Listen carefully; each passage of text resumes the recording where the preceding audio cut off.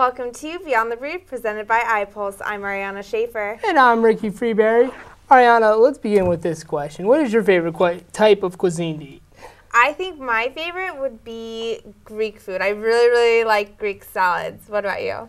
Well, when it comes to Multicultural Day, I like to mix all the foods there together. I really don't have one. Like if it's Italian, I go with the pizza. Sometimes I like a little Moroccan food. I really don't have one. I like to mix them all together. Well, speaking of ethnic food, last week Lynn held its annual Multicultural Day. Lynn holds this event every year to celebrate the 25% of students who come from South America, Europe, Asia, Africa, and the Middle East. The festivities included dancing, live music, and of course lots of food. Let's take a look inside. This year's festivities were full of lots of excitement. We got the chance to ask students what they thought about Multicultural Day. What's the part that you like the most for the Multicultural Day? Well, I find it's really good that they have this here because I know a lot of Americans don't know outside of America, and the fact that they bring different cultures and different religions and even foods makes people discover it and experiment it more, so it's really interesting. More than anything, the free food and the innovative type of food. The thing I like the most about the day is all the different kinds of food that there are, and also how they portray every culture, and the presentations I love. The presentations included the Hawaiian Islands in Brazil, but what stood out the most was the food. The favorite thing that I like is the food because you get a sense of where everybody's from, kind of have a taste of the culture of each person. Therefore, I would say the food. This year's performance was a great success. Students can't wait for next year. This is Christina Beatty reporting for Beyond the Brief. It's been an up and down year for the men's basketball team. No one knows that better than head coach Scott McMillan. iPulse reporter Anne-Marie Van Caster sat down with the coach to discuss philosophies on how being a coach has affected his life and his predictions on where his team will end up this season.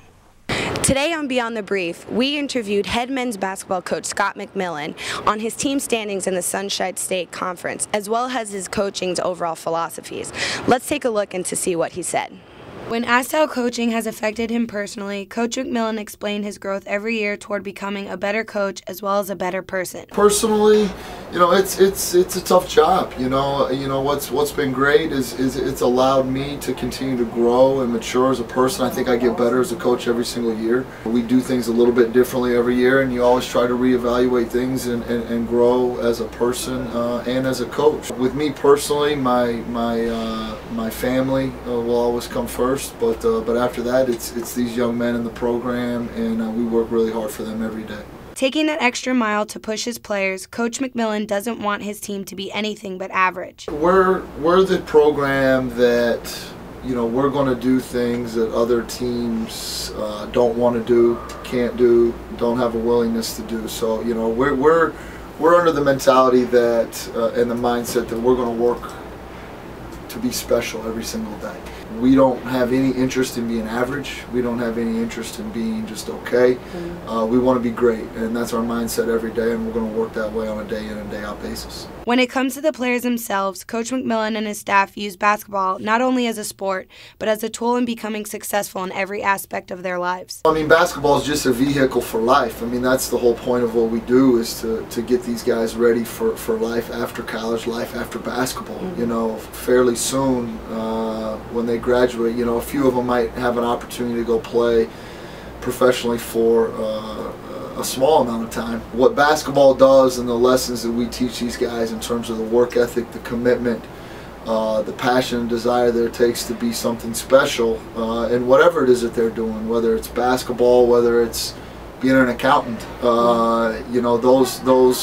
those are similar, and those are common things that you can apply not only to basketball but in your everyday life. And our hopes is that becomes a big part of who they are, and that's a lesson that they're going to be able to take with them for the rest of their lives. With the season still in conference play, Coach McMillan still has high hopes for his team. We can still go as far as we want to go. The thing about our conference is it's every night's a battle. We can finish as high as second or as low as 8th right now. So these next 3 games are going to be important for us. Seeing the passion that Coach McMillan instills in all of his players as well as in his program, come show support to your fellow Fighting Knights in their continuous fight towards success. This is Anne-Marie Van Castron reporting from Beyond the Brief.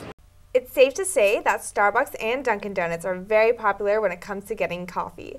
But if you're interested in trying something new, there is a cozy place that is just as good.